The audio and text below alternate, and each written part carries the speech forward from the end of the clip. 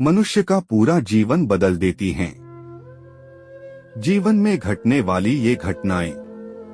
जीवन में बहुत से सुख दुख आते जाते हैं।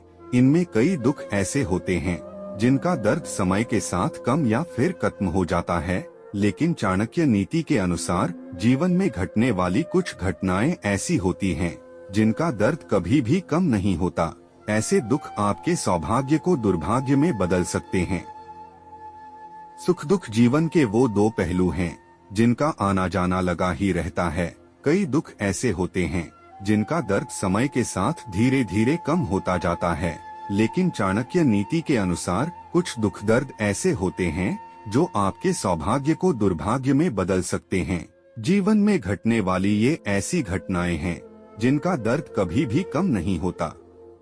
बता दें कि भारत के प्रसिद्ध अर्थशास्त्री और दार्शनिक रहे आचार्य चाणक्य द्वारा वर्षों पहले लिखी गई नीतियां आज के समय में भी काफी वास्तविक और उपयोगी साबित होती रही हैं। चाणक्य नीति में जीवन के कई अहम पहलुओं के विषय में बताया गया है।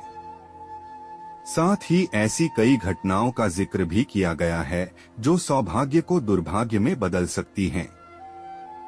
आइए जानते हैं इन घटनाओं के बारे में। जीवन साथी का साथ छूटना। चाणक्य नीति के अनुसार पति पत्नी का साथ जीवन भर का होता है।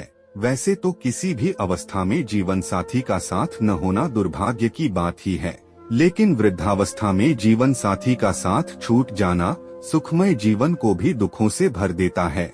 आचार्य चाणक्य के अनुसार उम्र के आखिरी पड़ाव में अगर पति या पत्नी में से कोई एक जब इस दुनिया से चला जाता है तो बाकी का जीवन काफी मुश्किल भरा हो जाता है, जो सौभाग्य को दुर्भाग्य में बदल देता है। जमा पूंजी खो देना। जीवन जीने के लिए पैसे का होना बहुत जरूरी है और ज्यादातर लोग इसे कमाने के लिए दिन रात कड़ी मेहनत करते हैं। ऐसे में कभी आपकी जीवन भर की जमा पूंजी अगर कोई आपसे छीन ले तो इससे बड़ा दुर्भाग्य कोई नहीं हो सकता। आपके लिए जीवन में इससे बुरी कोई और स्थिति नहीं हो सकती है। चाणक्य नीति के अनुसार आपकी गाढ़ी कमाई हाथ से चले जाना आपके सौभाग्य को एक पल में दुर्भाग्य में बदल सकता है। किसी और के घर में रहना। चाणक्य नीति के अनुसार आपके सौभाग्य को दुर्भाग्य में बदलने की स्थिति तब भी आ सकती है जब आपको किसी वजह से किसी और के घर में रहना पड़ता है।